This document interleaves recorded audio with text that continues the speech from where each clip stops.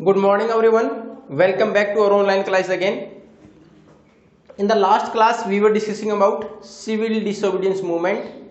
What are the different steps taken during civil disobedience movement? How different participants saw that particular movement? How or why which aspirations they took part in that particular movement? And how it was called off? And what was the result then after? Why it was relaunched?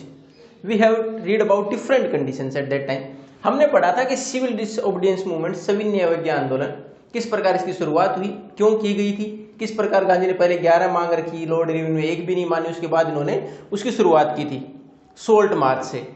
Ultimately जब उनको वापस बुलाया गया second round table conference के लिए, तो उनके बीच में एक समझौता हुआ लॉर्ड इरविन और गांधी इरविन पैक्ट के नाम से जिसको जानते हैं।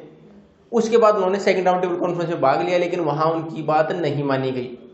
उसके बाद उन्होंने वापस रीलॉन्च किया इस आंदोलन को, but it doesn't get the movement which was in the first time. जो पहले मूवमेंट था उतनी गति इसने नहीं पकड़ी। अब अलग अलग पार्टिसिपेंट थे, अलग अलग वर्ग थे, उन्होंने किस प्रकार इस मूवमेंट को देखा, how participant so the movement, कि वो किस लिए इस मूवमेंट में भाग ले रहे थे, क्यों भाग लिया था उन्होंने। Let discuss one by one. सबसे पहले द रिच पीजेंट्स, जो अमीर किसान वर्ग था, उसने सिविल डिसोबीडियंस मूवमेंट में क्यों भाग लिया।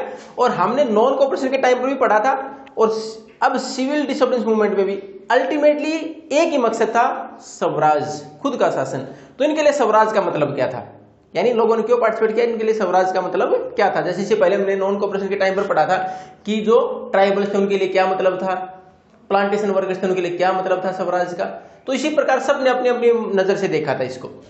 तो इसमें रिच पीजेंट्स के लिए क्या था, इसमें दो वर्ग दे रखे हमारे यहां, पाटीदार्स of Gujarat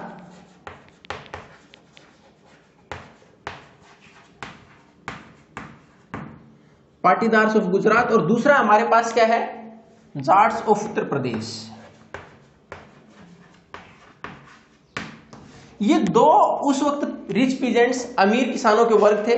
mostly they were growing commercial crops, commercial crop उगाते थे, बाहर इंपोर्ट एक्सपोर्ट में भाग लेते थे, जिससे कि अच्छी आमदनी होती थी इनको। लेकिन ड्यू टू द डिप्रेशन, जब मंदी आई उसके बाद आपने देखा था पिछले आंदोलन के टाइम पर भी धीरे धीरे जो कॉमर्शियल प्रोडक्ट थे उनके अंदर रेट में काफी कमी आई।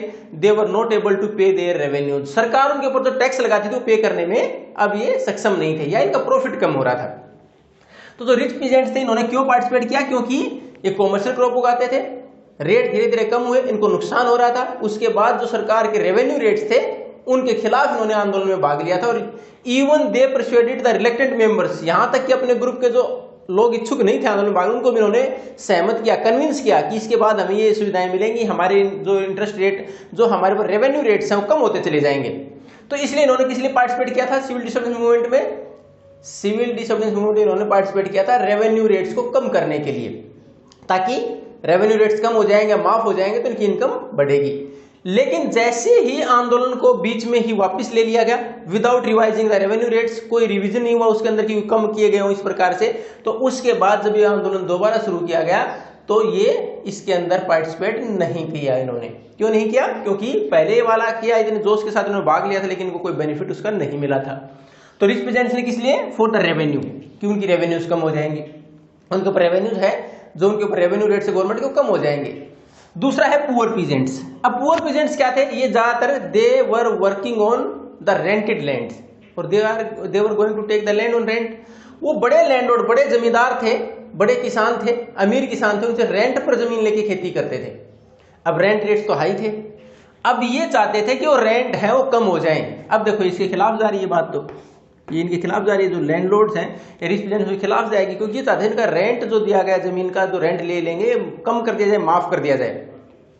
इसके लिए बहुत सारे आंदोलन चलाए गए थे, कम्युनिस्ट के द्वारा, सोशलिस्ट जो थे समाजवादी उनके द्वारा, और उनमें इन्होंने भाग लिया था। But never Congress supported these movements, लेकिन कांग्रेस ने कभी इन मूवमेंट को समर्थन नहीं दिया, क्योंकि उनको डर क्या था, ये रिच पीजेंट्स हैं, ये नाराज हो जाएंगे।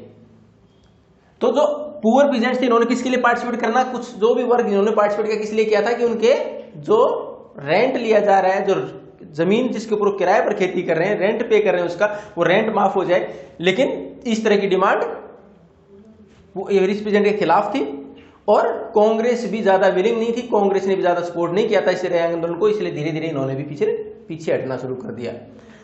तीसरा जो वर्ग था वो था बिजनेस क्लास। बिजनेस क्लास व्यापारी वर्ग जो हमारे इंडस्ट्रियल सेक्टर में थे, प्रोडक्शन करते थे, एक्सपोर्ट इंपोर्ट करते थे मैन्युफैक्चर्ड गुड्स का। तो उन्होंने किस प्रकार देखा इस आंदोलन को?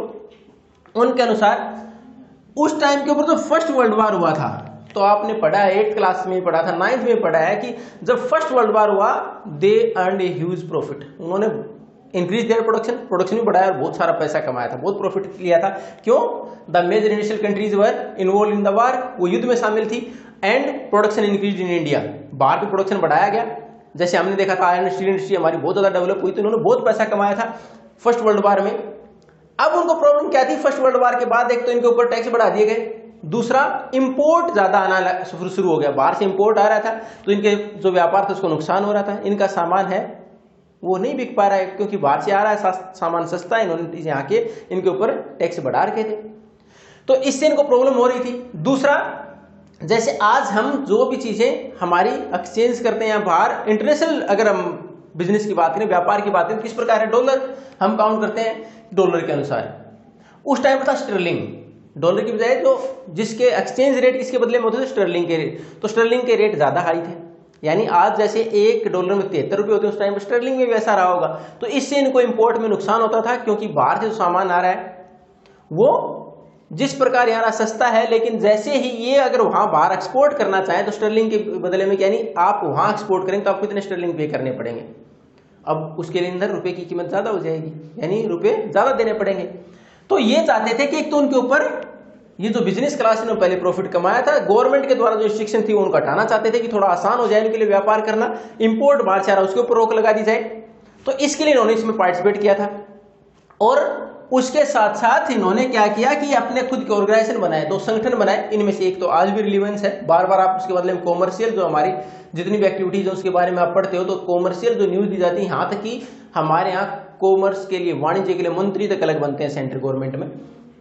तो Indian industrial and commercial congress 1920 में ऑर्गेनाइजेशन बनाया to raise the demand of business class की आवाज को उठाने के लिए, Indian industrial and commercial congress 1920 में। उसके बाद एक और संगठन बनाया गया, federation of the Indian chamber of commerce and industries, federation of the Indian chamber of commerce and industries, FICCI, short ज्यादा हम नाम इस्तेमाल करते हैं, फिक्की।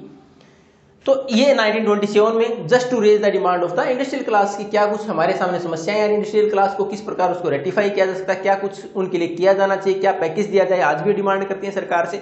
उस टाइम पर भी इन्होंने एक तो कि जो इंपोर्ट है वो कम हो जाए, दूसरा इन्होंने धीरे धीरे इंपोर्टेड गुड्स को बायकॉट करना शुरू कर दिया। जो व्यापारी थे इन्होंने बाहर की चीजें खरीदना बंद कर दिया अपना प्रोडक्शन बढ़ाने के लिए, उसके अंदर व्यापार करना बंद कर दिया गया।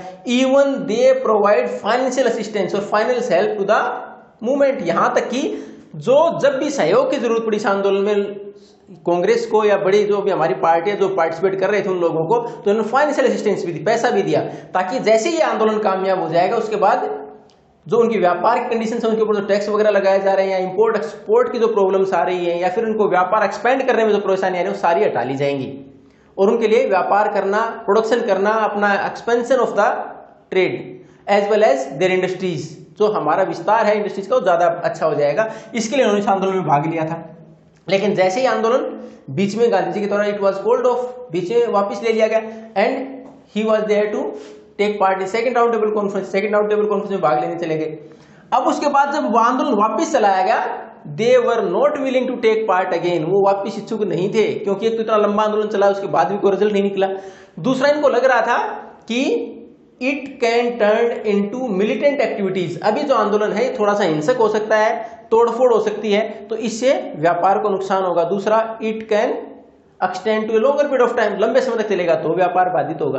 तो जो व्यापारी वर्ग है इसको अब क्या लग रहा था कि एक तो आंदोलन ज्यादा लंबे समय चलेगा तो व्यापार को नुकसान है, और दूसरा अगर मिलिटेंट एक्टिविटीज होती है, तोड़फोड़ गतिविधियां होती है, तो भी ultimately we are going to suffer, हमें परेशानी होगी। तो इन्होंने धीरे धीरे फिर वापस, they were also not willing to take part in the civil disobedience movement.